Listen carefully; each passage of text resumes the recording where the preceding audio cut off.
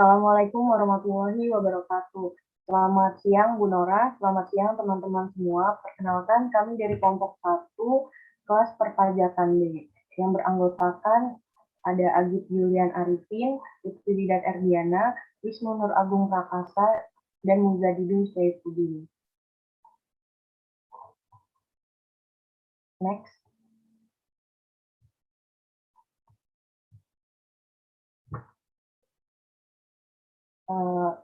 Pada kesempatan kali ini, kami akan membahas mengenai ketentuan umum dan tata cara perpajakan, atau yang kemudian disingkat dengan KUP.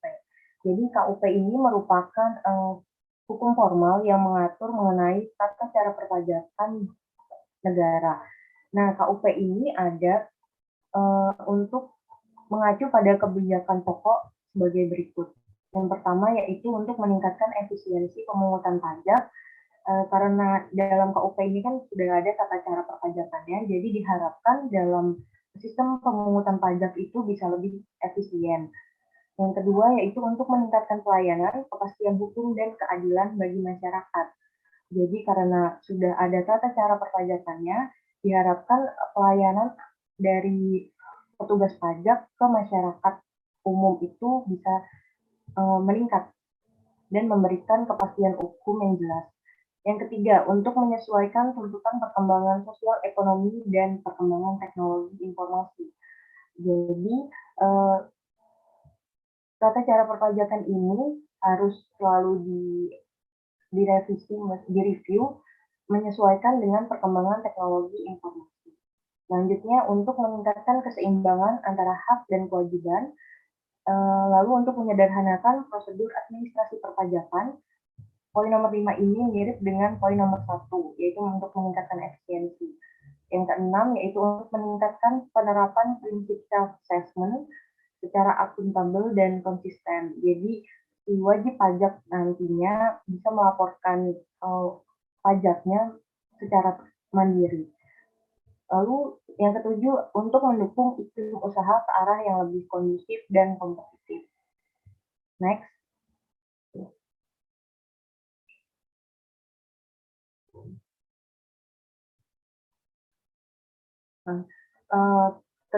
Ketentuan umum dan tata cara perpajakan ini saat ini diatur dalam Undang-Undang Nomor 16 Tahun 2009 yang sebelumnya merupakan Undang-Undang Nomor 6 Tahun 1983. Isi dari KUP ini yaitu terdiri dari banyak bab, dan bab pertama itu merupakan berisi tentang definisi-definisi tentang lingkup perpajakan. Selanjutnya, ada beberapa contoh definisi dari perpajakan. Next.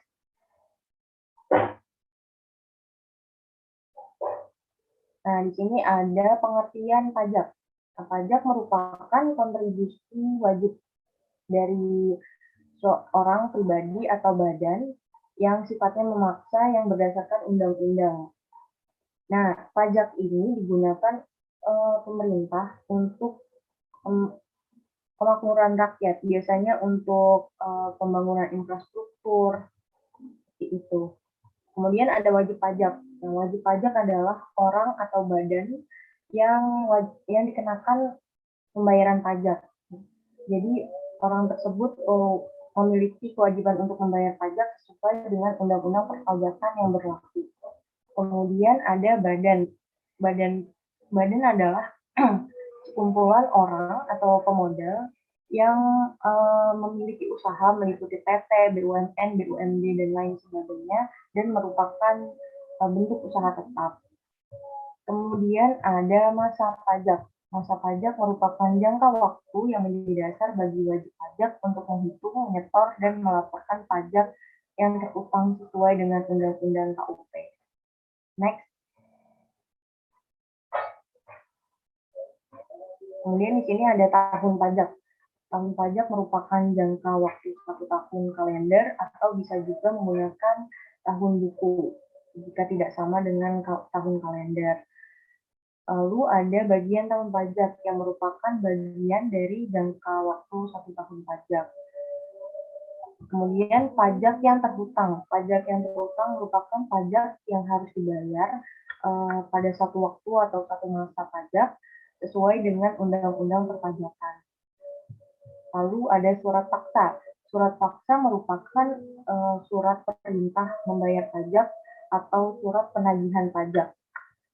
Lalu ada kredit pajak. Kredit pajak merupakan pajak penghasilan yang dibayar sendiri oleh wajib pajak ditambah dengan pokok pajak yang terutang dalam surat tagihan pajak.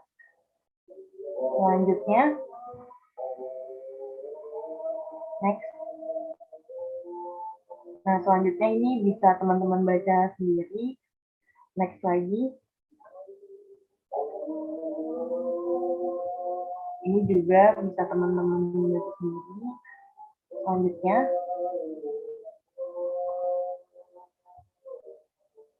nah di sini ada tahun pajak yang sudah dijelaskan sebelumnya. Tahun pajak kalau misalnya sama pembukuannya itu tertulis dari 1 Januari 2020 sampai 31 Desember, itu dengan mudah kita menyebutnya itu tahun pajak 2020 karena tahunnya sama-sama 2020.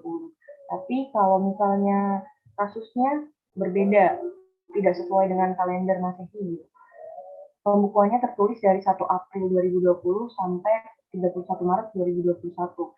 Nah, ini karena 6 bulan pertamanya itu ada di 2020, maka yang seperti ini dikatakan sebagai tahun pajak 2020 karena 6 bulannya itu ada di tahun 2020.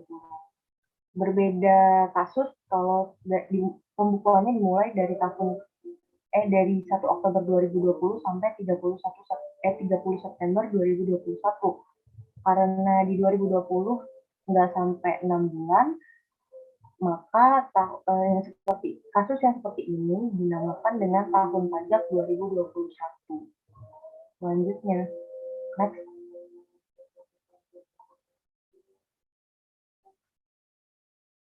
Kemudian di sini ada nomor pokok wajib pajak atau NPWP.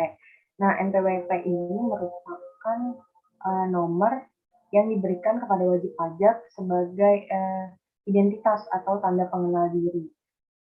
Nah, NPWP ini bisa kita ibaratkan kalau di kampus itu kayak NIM, dan si wajib pajak itu kayak mahasiswanya. Jadi setiap wajib pajak punya NPWP, setiap mahasiswa punya NIM. Nah, fungsinya seperti yang sudah dijelaskan, fungsi NPWP ini sebagai identitas bagi si wajib pajak yang mempermudah juga petugas pengawasan administrasi perpajakan, jadi lebih mudah dikenali gitu. Jadi si pemilik NPWP ini udah dibayar pajak belum gitu, itu lebih mudah diawasi. Nah, NPWP ini wajib dimiliki oleh pribadi yang memiliki usaha yang sudah berjalan lebih dari 1 bulan. Bisa juga NPWP ini dimiliki oleh pribadi yang memiliki penghasilan itu kalau nggak salah lebih dari 54 juta. Nah, NPWP ini juga bisa dihapuskan pada kantor pelayanan pajak jika memang syarat-syaratnya memenuhi. Selanjutnya, ini ada contoh NPWP. Jadi, NPWP ini terdiri dari 15 digit angka. 9 digit pertamanya ini merupakan kode wajib pajak, kemudian dipisahkan dengan strip, dan 6 digit terakhirnya merupakan kode administrasi perpajakan. Sekian dari saya, mohon maaf bila ada salah kata. Wassalamualaikum warahmatullahi wabarakatuh. Assalamualaikum warahmatullahi wabarakatuh. Nama saya Julian Arifin dengan NIM 195-184. Saya akan menjelaskan atau melanjutkan penjelasan dari teman saya sebelumnya. Di sini saya akan menjelaskan tentang pengukuhan PKP atau pengukuhan pengusaha kena pajak. Pengusaha sendiri adalah orang pribadi atau badan dalam bentuk apapun yang dalam kegiatan usahanya, pekerjaannya menghasilkan barang, mengimpor, mengekspor, melakukan perdagangan yang berada di luar daerah.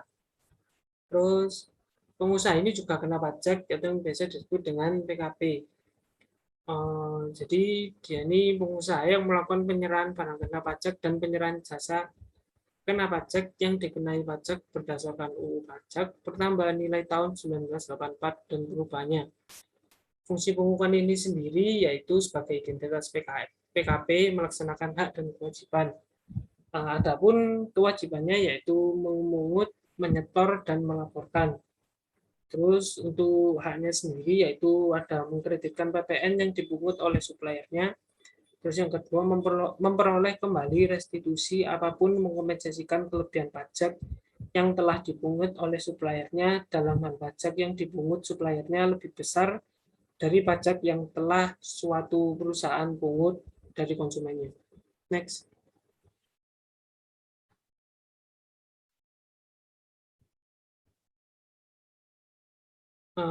Selanjutnya ada SPT atau surat pemberitahuan.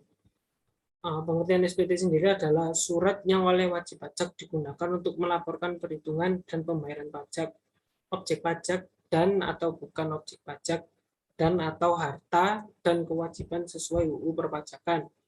Fungsi SPT ada 4, yaitu pembayaran atau pelunasan yang dilakukan sendiri atau melalui pemotongan pihak lain dalam 1 tahun pajak, penghasilan yang merupakan objek pajak atau bukan, harta dan kewajiban, dan yang terakhir pembayaran dari pemotong pajak orang pribadi atau badan dalam 1 masa pajak. Prosedur penyelesaian SPT ada 2, itu bisa kalian bisa datang sendiri ke kantor pelayanan pajak, terus yang kedua secara online melalui situs website djponline.com. Next. Selanjutnya ada pembetulan SPT. Itu jika kalian terjadi kesalahan atau ketidaksesuaian dapat melakukan pembetulan secara tertulis pada kantor pajak atau secara online sama kayak yang sebelumnya tadi. Itu bisa dua, bisa mandiri dan bisa online. Jenis SPT ada 2, yaitu SPT tahunan pajak penghasilan. Ada 3. Ada SPT tahunan pajak penghasilan, SPT masa terdiri dari SPT masa pajak penghasilan, SPT masa pajak pertambahan nilai, SPT masa pajak pertambahan nilai bagi pemungut pajak pertambahan nilai. Batas waktu SPT itu ada 3. Untuk surat pemberitaan masa 20 hari setelah akhir masa pajak. Yang kedua untuk surat pemberitahuan tahunan pajak penghasilan wajib pajak orang pribadi 3 bulan setelah akhir pajak. Yang ketiga untuk surat pemberitahuan tahunan pajak penghasilan wajib pajak badan 4 bulan setelah akhir pajak. Sanksi SPT berupa denda uang dengan nominal Rp100.000 sampai 1 juta sesuai jenis SPT-nya.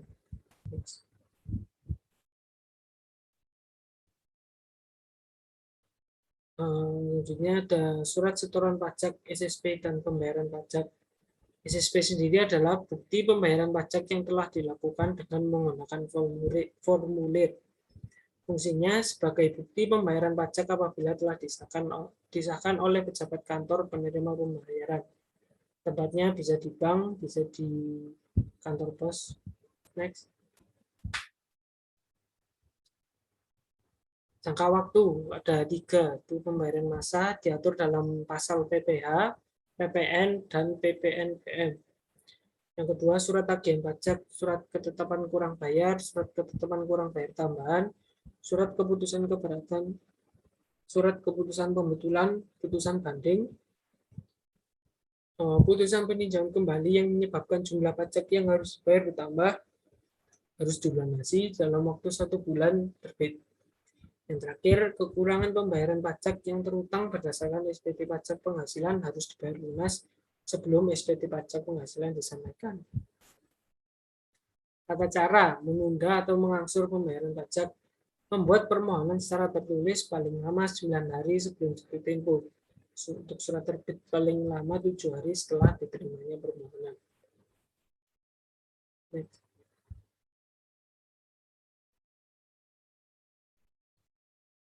SKPKB, surat ketetapan pajak kurang bayar. adalah surat ketetapan pajak yang menentukan besarnya jumlah pokok pajak, jumlah kredit pajak, jumlah ukuran pembayaran pokok pajak, besarnya sanksi administrasi, dan jumlah pajak yang masih harus dibayar. Penerbitan SKPKB diterbitkan bila pajak terutang tidak atau kurang bayar. Kedua, SPT tidak disampaikan dalam jangka yang ditentukan. Yang selanjutnya, berdasarkan pemeriksaan PPN dan PPNBM tidak seharusnya dikompensasikan selisih lebih pajak atau tidak seharusnya dikenakan tarif 0%. Selanjutnya ada kewajiban menyelenggarakan pembukaan tidak terpenuhi. Yang terakhir, kepada wajib pajak ditentukan NPWP atau dikukuhkan sebagai pengusaha kena pajak secara jabatan. Sanksi administrasi apabila SKPKB dikeluarkan karena alasan poin 2A dan 2E itu jumlah kekurangan ditambah sanksi sebesar 2% per bulan paling lama 24 bulan atau 2 tahun.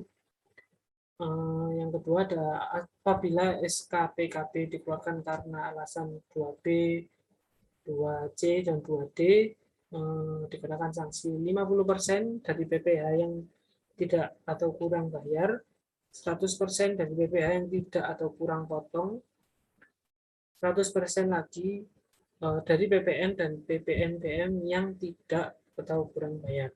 Next. Fungsi SKPKB, koreksi atas jumlah yang terutang menurut SPT-nya, sarana untuk mengenakan sanksi, alat untuk menagih pajak. Jangka waktu penerbitan SKPKB dalam jangka waktu 5 tahun setelah saat terutangnya pajak atau berakhirnya masa pajak, bagian tahun pajak atau tahun pajak, Direktur Jenderal Pajak dapat menerbitkan SKPKB walau jangka 5 tahun telah lewat. Surat ini bisa tetap diterbitkan atau ditambah sanksi berupa bunga 48% dari jumlah pajak yang tidak atau kurang bayar. Next.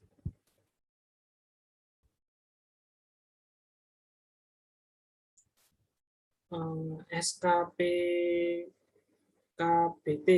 surat ketetapan pajak kurang bayar tambahan. Pengertiannya adalah surat ketetapan pajak yang menentukan tambahan atas jumlah pajak yang telah ditetapkan.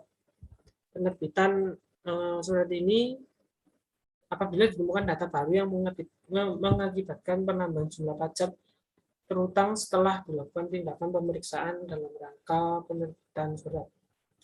Fungsinya ada koreksi atas jumlah yang terutang menurut SPT-nya, sarana untuk mengenakan sanksi, dan yang ketiga alat untuk menagih pajak. Sanksinya jumlah kekurangan pajak surat tersebut ditambah kenaikan 100% dari jumlah kekurangan tersebut. Jangka penerbitan 5 tahun setelah saat terutangnya pajak atau berakhirnya masa pajak. Next.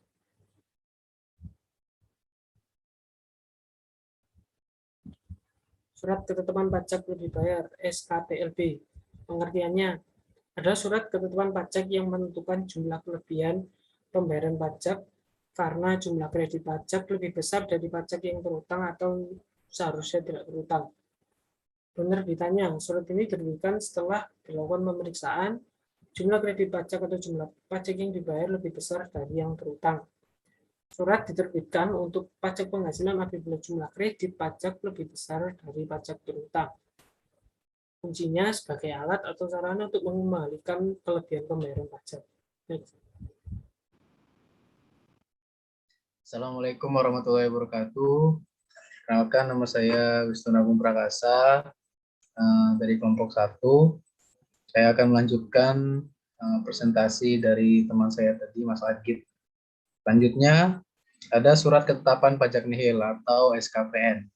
Nah, pengertiannya itu adalah surat ketetapan pajak yang menentukan jumlah pokok pajak sama besarnya dengan jumlah kredit pajak atau pajak tidak terutang dan tidak ada kredit pajak.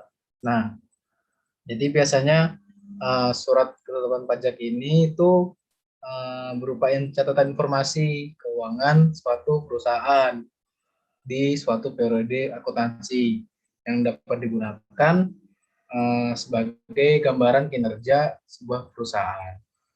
Kemudian penerbitan SKPN itu diterbitkan apabila setelah dilakukan pemeriksaan jumlah kredit pajak atau jumlah pajak yang dibayar sama dengan jumlah pajak yang terutang, atau pajak yang tidak terutang dan tidak ada kredit pajak atau tidak ada pembayaran pajak.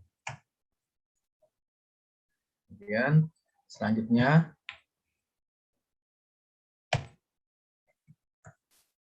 ini surat tagihan pajak atau STP. Adalah surat yang untuk melakukan tagihan pajak dan atau sanksi administrasi berupa bunga dan atau benda. STP dikeluarkan apabila pajak penghasilan dalam tahun berjalan tidak atau kurang bayar. Nah, jadi kalau misalkan ada pajak penghasilannya setiap karyawan atau pekerja itu tidak dibayarkan, maka nanti STP ini akan dikeluarkan oleh Dirjen Pajak. Kedua, dari hasil penelitian terdapat kekurangan pembayaran pajak sebagai akibat salah tulis dan salah input.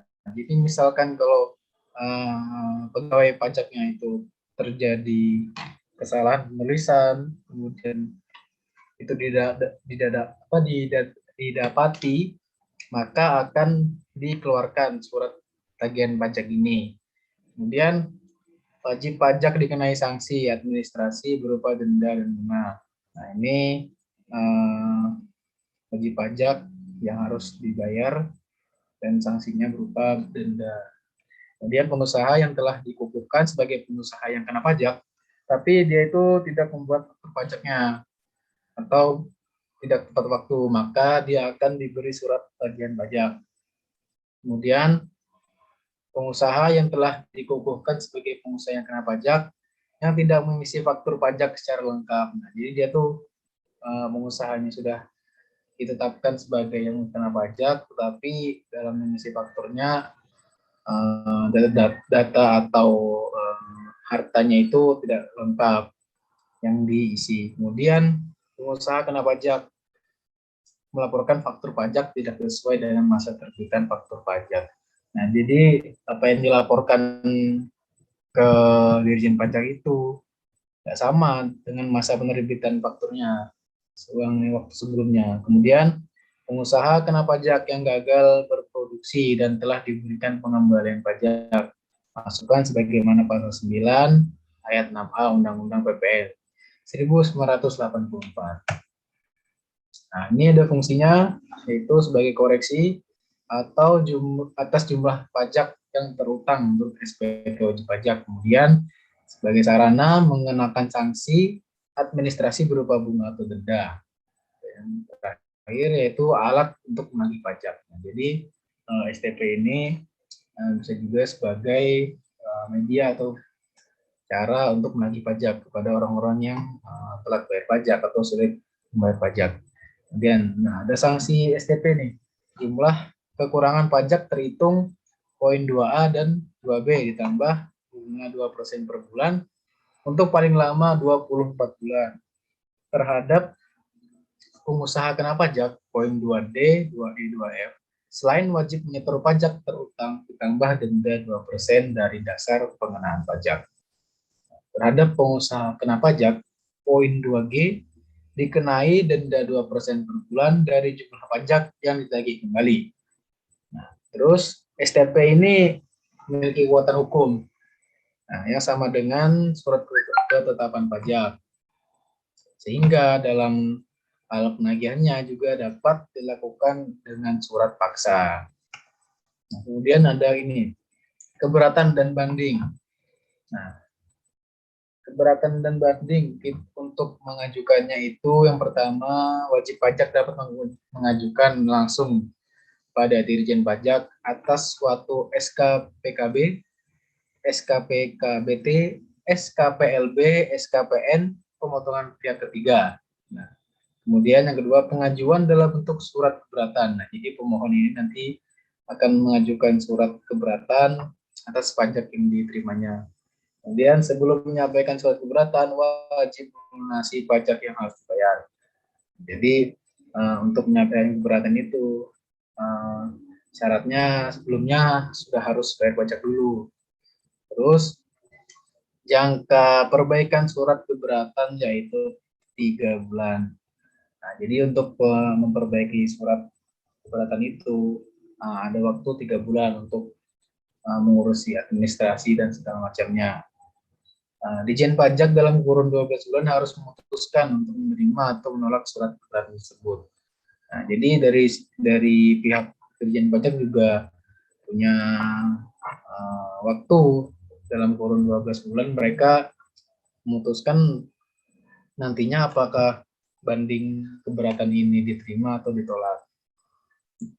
Kemudian apabila pengajuan keberatan dikabulkan sebagaimana tersurannya, kelebihan pembayaran akan dikembalikan ditambah bunga 2%. Nah, jika ditolak, wajib pajak dikenai sanksi 50% dari jumlah pajak, namun jika mengajukan banding, sanksi tidak dikenakan. Nah, next. Nah, kemudian ini tata cara penyelesaian banding. Yaitu wajib pajak mengajukan banding pada Badan Peradilan Pajak atas suatu surat keputusan keberatan. Kedua, putusan pengadilan pajak merupakan putusan pengadilan khusus di lingkungan peradilan tata usaha negara. Permohonan diajukan paling lama 3 bulan setelah keputusan keberatan diterima. Jumlah pajak yang belum dibayar merupakan pajak terutang sampai putusan banding diterbitkan. Nah, jadi jumlah pajak sebelumnya itu yang belum dibayar selama masa banding itu termasuk ke pajak terutang sampai nanti bandingnya apakah diterima atau ditolak. Nah, kemudian apabila banding ditolak, sanksi administrasinya 100% dari jumlah pajak. Nah, kemudian terakhir apabila pengajuan banding dikabulkan sebagian atau seluruhnya, kelebihan pembayaran dikembalikan disertai tambahan bunga 2%. Selanjutnya, pembetulan, pengurangan, penghapusan, atau pembatalan. Yang pertama itu pembetulan. Atas permohonan wajib pajak, Dirjen Pajak dapat membetulkan surat ketetapan pajak, surat tagihan pajak, surat keputusan pembetulan, keberatan, pengurangan sanksi administrasi, penghapusan sanksi administrasi, pengurangan ketetapan pajak, pembatalan ketetapan pajak, pengembalian, pendahuluan kelebihan pajak, atau pemberian imbalan bunga yang dalam penerbitannya terdapat kesalahan tulis, hitung, atau kesalahan penerapan ketentuan tertentu dalam undang-undang perpajakan. Nah, jadi dalam situasi yang mungkin ada kesalahan ataupun kecacatan, nah di situ bisa dapat dibetulkan oleh Dirjen Pajak itu sendiri, dan rangkaiannya seperti yang ada di slide ini. Kemudian pengurangan, penghapusan atau pembatalan. Dirjen Pajak dapat mengurangi atau menghapus sanksi administrasi karena kekhilafan wajib pajak, bukan kesalahannya. Mengurangi atau membatalkan surat ketetapan pajak atau tagihan pajak yang tidak benar. Membatalkan sanksi pemeriksaan atau surat ketetapan pajak dari hasil pemeriksaan yang dilaksanakan tanpa penyampaian surat, pemberitahuan hasil pemeriksaan, dan pembahasan akhir hasil pemeriksaan dan wajib pajak. Kadaluarsa penagihan pajak. Nah, kadaluarsa penagihan pajak tertangguh apabila 1. Diterbitkan surat paksa. Yang kedua, ada pengakuan utang pajak dari wajib pajak. 3. Diterbitkan surat ketetapan pajak kurang bayar atau surat ketetapan pajak kurang bayar tambahan. Yang keempat, dilakukan penyidikan tindak pidana di bidang perpajakan. Kemudian ada pemeriksaan, yaitu serangkaian kegiatan yang menghimpun dan mengolah data, keterangan, dan bukti secara objektif dan profesional berdasarkan suatu standar pemeriksaan untuk menguji kepatuhan pemenuhan kewajiban perpajakan. Kemudian sasarannya itu untuk mencari adanya interpretasi undang-undang yang tidak benar, yaitu seperti kesalahan hitung, penggelapan penghasilan, kemudian pemotongan yang tidak benar seperti yang seharusnya. Kemudian Pemeriksaan ini untuk menguji kepatuhan kewajiban perpajakan harus dilakukan terhadap wajib pajak yang mengajukan permohonan pengembalian kelebihan pembayaran pajak dan pembayaran pajak. Ruang lingkup pemeriksaan ini tujuannya dapat meliputi penentuan, pencocokan, atau pengumpulan materi yang berkaitan dengan tujuan pemeriksaan. Pemeriksaan dapat juga dilakukan di kantor atau tempat wajib pajak yang ruang lingkup pemeriksaannya dapat meliputi satu, beberapa, atau seluruh jenis pajak, baik untuk tahun lampau atau sedang berjalan. Kemudian penyidikan. Penyidikan sendiri yaitu tindak pidana di bidang perpajakan, yaitu serangkaian tindakan yang dilakukan oleh penyidik untuk mencari serta mengumpulkan bukti tindak pidana di bidang perpajakan, serta menemukan tersangkanya sesuai Undang-Undang Nomor 8 Tahun 1981 KUHP. Nah, penyidik itu adalah pejabat PNS di lingkungan Dirjen Pajak yang diberi kewenangan khusus sebagai penyidik untuk melakukan penyidikan tindak pidana di bidang perpajakan. Nah, jadi penyidik ini adalah orangnya yang ditugaskan oleh Dirjen Pajak untuk melakukan penyidikan yang diduga ada tindak pidana di bidang perpajakan. Kemudian kewajiban penyidik ini, dia punya kewajiban, yaitu memberitahukan dimulainya penyidikan dan menyampaikan hasil penyidikannya kepada penuntut umum melalui penyidik pejabat polisi negara sesuai ketentuan Undang-Undang Hukum Acara Pidana. Jadi penyidik ini dia setelah menyelesaikan investigasi atau penyidikannya, dia wajib melaporkan hasil penyidikannya tersebut kepada yaitu penuntut umum melalui polisi dan jajarannya. Sekian dari saya lanjutkan ke teman saya yang berikutnya. Terima kasih. Nama saya Mujadidul Syafuddin, NIM 195-10122. Saya akan melanjutkan tentang wewenang penyidik. Yang pertama ada menerima, mencari, mengumpulkan, meneliti keterangan atau laporan yang berkenan tidak pidana di bidang perpajakan. Yang kedua ada meneliti, mencari, mengumpulkan keterangan mengenai orang pribadi atau badan tentang kebenaran perbuatan yang dilakukan oleh perusahaan yang meninggalkan tentang perpajakan tersebut. Yang ketiga ada meminta keterangan dan bahan bukti apabila ada penyelewengan dalam perpajakan. Yang ketiga, yang keempat ada memeriksa buku, catatan, dan dokumen perusahaan. Yang kelima, melakukan penggeledahan untuk memperoleh bahan bukti serta melakukan penyitaan dalam perusahaan yang terkait. Yang keenam, ada meminta bantuan tenaga ahli, menyuruh berhenti atau melarang seorang meninggalkan ruangan saat pemeriksaan, serta memeriksa identitas, benda atau dokumen yang dibawa oleh orang tersebut. Selanjutnya ada memotret seorang berkaitan tindak pidana di bidang perpajakan. Yang selanjutnya ada memanggil orang untuk didengar keterangannya dan diperiksa secara tersangka atau saksi. Selanjutnya ada menghentikan penyidikan. Selanjutnya melakukan tindakan lain yang perlu untuk kelancaran penyidikan dalam kasus penyelewengan perpajakan yang ada. Next.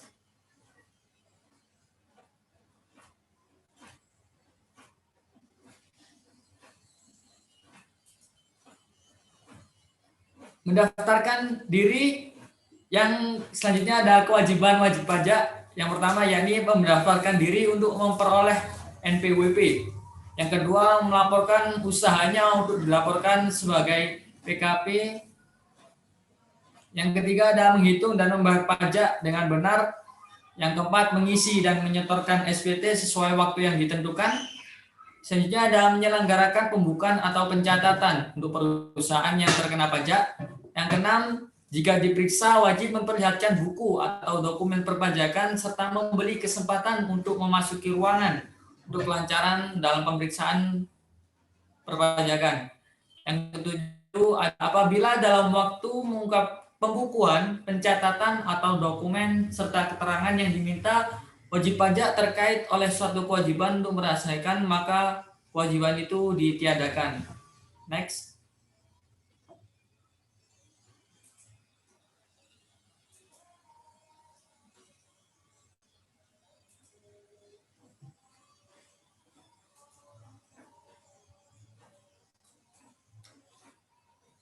Ada beberapa hak wajib pajak, yakni ada 10. Yang pertama ada mengajukan surat keberatan dan banding apabila perusahaan dan akuntan pajak tidak sebanding. Yang kedua ada menerima tanda bukti pemasukan SPT. Yang ketiga melakukan pembetulan SPT. Yang keempat ada mengajukan permohonan penundaan penyampaian SPT apabila belum ada dalam tahun itu perpajakan yang mencapai. Yang kelima ada mengajukan permohonan atau penundaan pengangsuran pembayaran pajak. Yang keenam mengajukan permohonan perhitungan pajak yang dikenakan dalam surat ketepatan pajak. Yang ketujuh yakni meminta pengembalian kelebihan pembayaran pajak. Next.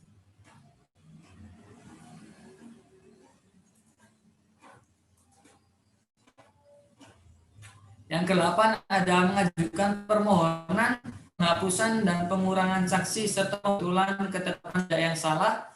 Yang ke-9 ada memberi kuasa kepada orang untuk melaksanakan kewajiban pajaknya. 10 meminta bukti pemotongan atau pemungutan pajak. Yang ke-11 yakni mengajukan keberatan dan banding. Next.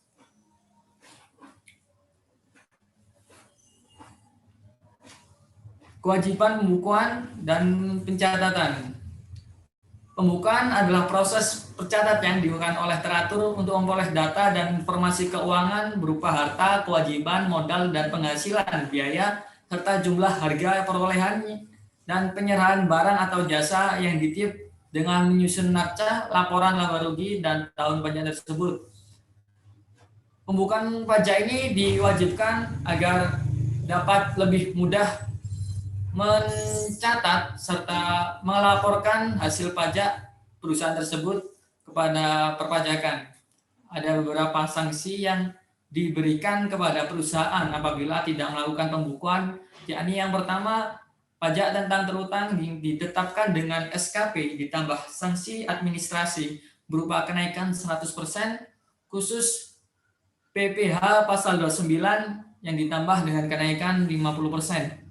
Yang kedua ada pidana, yakni paling singkat 6 bulan dan paling lama 6 tahun serta denda 2-4 pajak terutang. Pidana 2 kali, sanksi jika seorang melakukan pelanggaran sebelum lewat 1 tahun sejak selesainya pidana yang dijatuhkan. Next.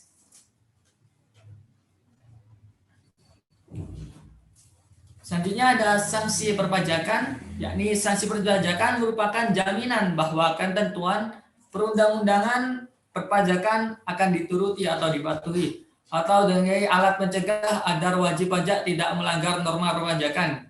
Yang pertama ada sanksi administrasi, yakni pembayaran kerugian kepada negara berupa bunga dan kenaikan.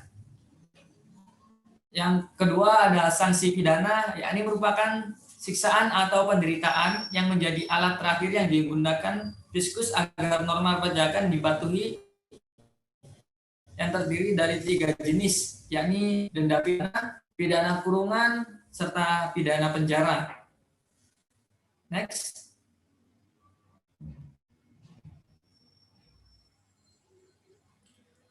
Selanjutnya ada sanksi administrasi. Yang pertama, sanksi administrasi terdiri dari bunga 2% per bulan, denda administrasi, dan kenaikan 50% dan 100% untuk perusahaan. Yang kedua ada sanksi administrasi berupa bunga, dapat dibagi menjadi bunga pembayaran, bunga penagihan, dan bunga ketetapan. Yang ketiga ada bunga penagihan, adalah bunga yang ada karena pembayaran pajak yang ditagih dengan surat tagih berupa STP, SKPK, dan SKPKBT tidak dilakukan dalam batas waktu yang pembayaran. Bunga penagihan umumnya ditagih dengan STP sesuai pasal 19 ayat 1 KUP. Yang keempat ada bunga ketetapan, adalah bunga yang dimaksudkan dalam surat ketetapan pajak tambahan pokok pajak. Bunga ketetapan dikenakan maksimum 24 bulan dan ditagih dengan SKPKB sesuai pasal 13(2) KUP. Next.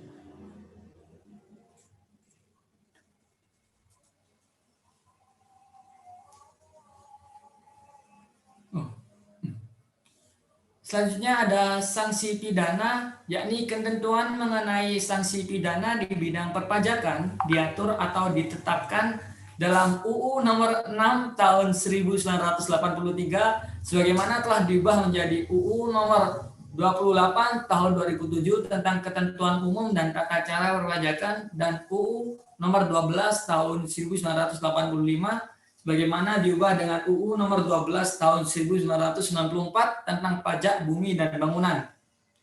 Yang kedua, pidana penjara dan denda, yakni pidana karena tidak kejahatan dan perpajakan dapat dipautkan apabila melakukan tindak pidana perpajakan sebelum lewat 1 tahun, terhitung sejak selesainya menjalani sebagian atau seluruh pidana penjara yang dijatuhkan. Yang ketiga ada penuntukan tindak pidana terhadap pejabat hanya dilakukan apabila ada pengaduan dari orang yang kerahasiaannya dilanggar. Jadi pidana terhadap pejabat merupakan delik aduan. Yang keempat ada tindak pidana perpajakan tidak dapat dituntut setelah lampau 5 tahun.